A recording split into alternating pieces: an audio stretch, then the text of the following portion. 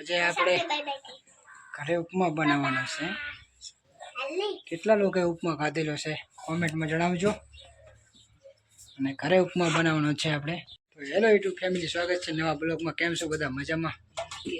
આપણે આજે ઘરે સરસ મજાનો ઉપમા બનાવવાનો છે અને ઉપમા બનાવવાનું કામકાજ ચાલુ જ છે.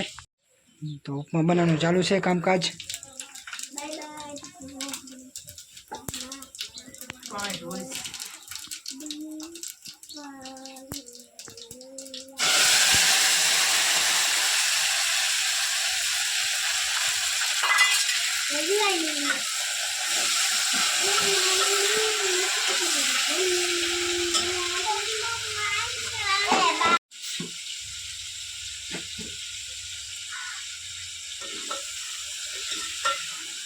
તો આપણે હવે મસાલો તૈયાર કરી દીધો છે બધે.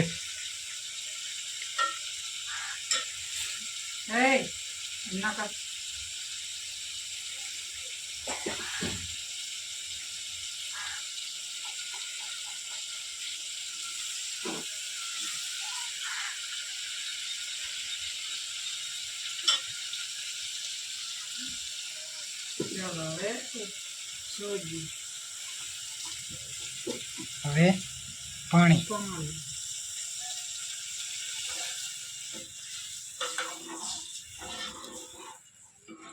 સોજી ઓછી નહીં થાય ના.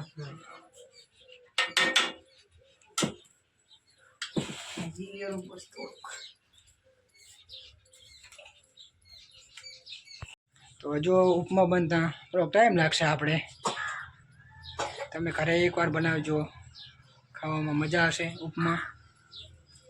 અને આપણા વિડીયોની એન્ડ તક જોતા રહેજો અને લાઈક અને સબસ્ક્રાઈબ કરજો આપણી યુટ્યુબ ચેનલને.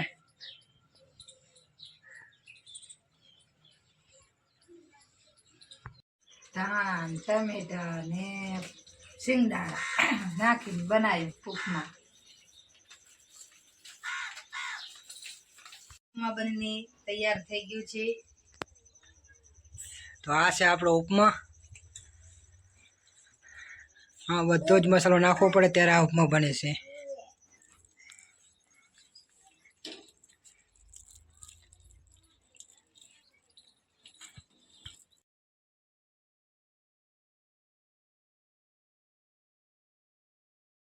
એ ઉપમાની વાત કરતા હતા, એ ઉપમા આજ બની ગયો છે. અને આપણે મધ્યમ ભોજનમાં ઉપમા છે.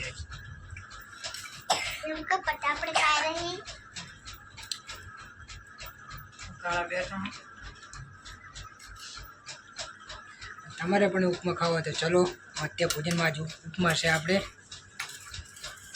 સરસ મજાનો ઉપમા બનાવ્યો છે, સ્વાદિષ્ટ. અને સુગંધ તમે લો તો તમને ઓર મજા આવે. મમ્મી કાજુ આવ્યું.